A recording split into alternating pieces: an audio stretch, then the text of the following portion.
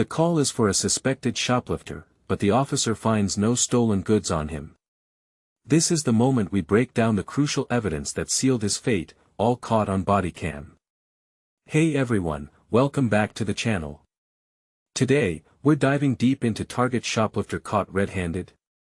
Police Bodycam footage released. By the end of this video, you'll understand exactly the incredible journey of Target shoplifter caught red-handed. Police Bodycam footage released. Drawing from real-world experience, the officer's Bodycam activates as the patrol car pulls into the Target parking lot, a typical scene of suburban commerce. Dispatch details are sparse: a male suspect, last seen near electronics, possibly concealing items.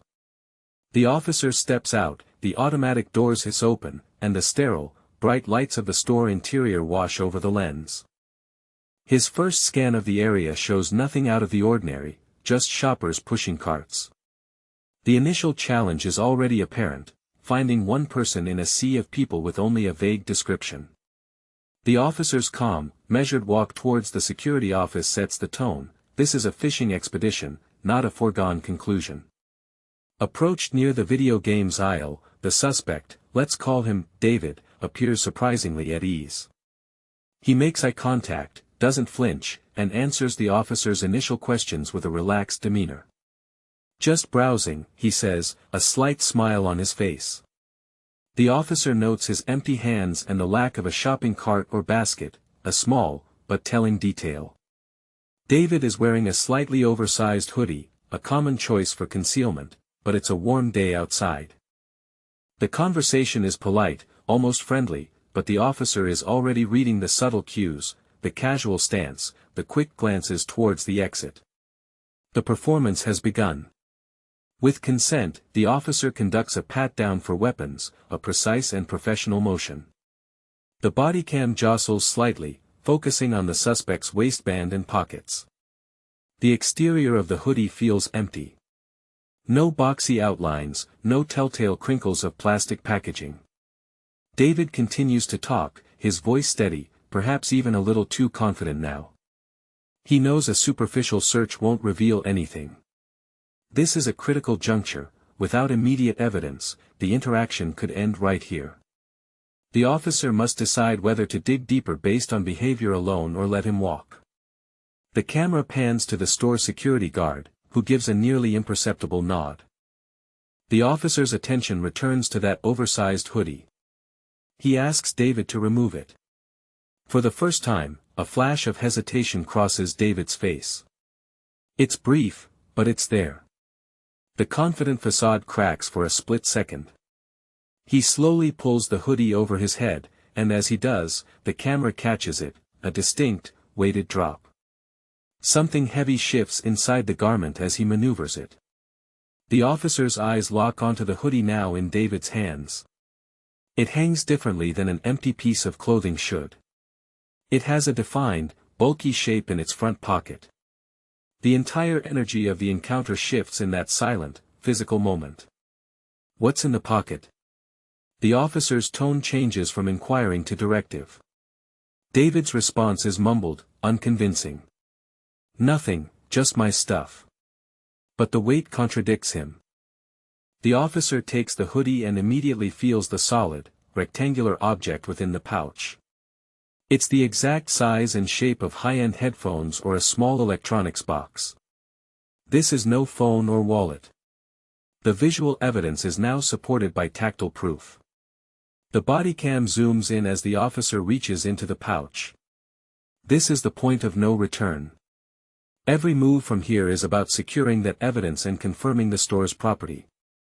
The officer slowly pulls out a pristine, sealed box of premium wireless earbuds, the security spider wrap still tightly coiled around it. The Target price tag is clearly visible to the camera. There's no doubt this is store merchandise, and it was deliberately concealed within the garment's pocket. David says nothing, his earlier confidence completely evaporated. The officer holds the box up to the camera, ensuring the Bodycam captures every detail: the product, the packaging, the security device. This visual documentation is crucial for the report and any future court proceedings. The item is placed carefully on the ground, a key piece of evidence now in plain view. With the first item discovered, the officer's suspicion is confirmed. He now knows David's method.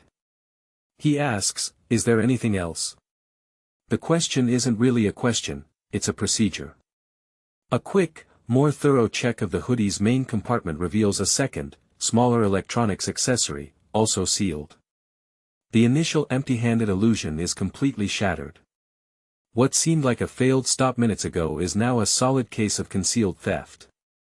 The bodycam footage shows the officer systematically laying each item on the floor, building a small pile of recovered goods.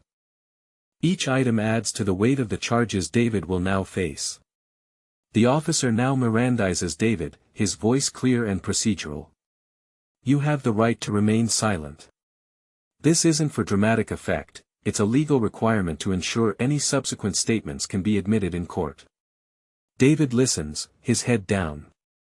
The officer's language is precise and neutral, avoiding any accusation or anger. He is building a clean, defensible case from the ground up. The footage will show every right was read, every action was justified by the emerging evidence. This part of the video is a masterclass in how to legally secure an arrest after a discovery, protecting the case from any technical challenges later. The scene widens to include the store's loss prevention officer, who arrives with a printed manifest of the stolen items. He confirms the exact products, their value, and that they were never purchased. The bodycam captures this exchange, linking the recovered physical evidence directly to the store's inventory system. This testimony is vital for proving the element of ownership in the theft statute. The LP officer describes how he observed David select the items and conceal them in the fitting room, another layer of observation that supports the arrest. The puzzle is being completed not just by police work, but by this collaboration with store security. Handcuffs are produced. The officer guides David's hands behind his back and applies the cuffs with a practiced efficiency. There's no struggle, no resistance. David is compliant, perhaps resigned to his situation. The officer's movements are controlled and professional, ensuring the restraint is secure but not overly tight. The de-escalation throughout the encounter has paid off, resulting in a peaceful resolution. The bodycam footage shows the suspect being walked through the store, past other shoppers who glance up briefly. It's a quiet, almost mundane end to a theft that could have escalated but didn't, thanks to methodical police work. Back in the security office, the officer begins the detailed paperwork. Each stolen item is photographed individually next to the case number. The officer narrates into the bodycam, describing each piece of evidence as he bags it. Item 1, black wireless earbuds, spider wrap attached. This audiovisual log creates an incontrovertible chain of custody. The value of the items is tallied, pushing the theft into a specific legal category. Every action is deliberate and recorded, turning a chaotic incident into an orderly series of facts for a prosecutor. This is the unseen, meticulous work that happens after the arrest, crucial for securing a conviction. So what can we learn from this entire encounter? First, initial appearances are deceiving. A calm suspect with empty hands isn't necessarily innocent. Second, the critical evidence often isn't on the person, but in the items they're carrying or wearing. The weighted drop of that hoodie was the key break in the case. Third, professional and calm de-escalation from the officer prevented any conflict and ensured a clean arrest. The bodycam didn't just record events, it provided the perspective needed to see the subtle clues that led to the undeniable evidence. This is forensic observation in real time. So that's everything you need to know about Target shoplifter caught red-handed. Police bodycam footage released. We covered the key points, the fundamentals and why they matter, practical steps to get started, real-world applications and examples, tips for long-term success. Remember, Target shoplifter caught red-handed. Police bodycam footage released is a journey, not a destination. Keep learning and improving. What was the most crucial piece of evidence in your opinion? Was it the weighted hoodie or the suspect's changing demeanor? Let me know in the comments, and make sure to subscribe for more deep dives into real bodycam footage. Like this video if it helped.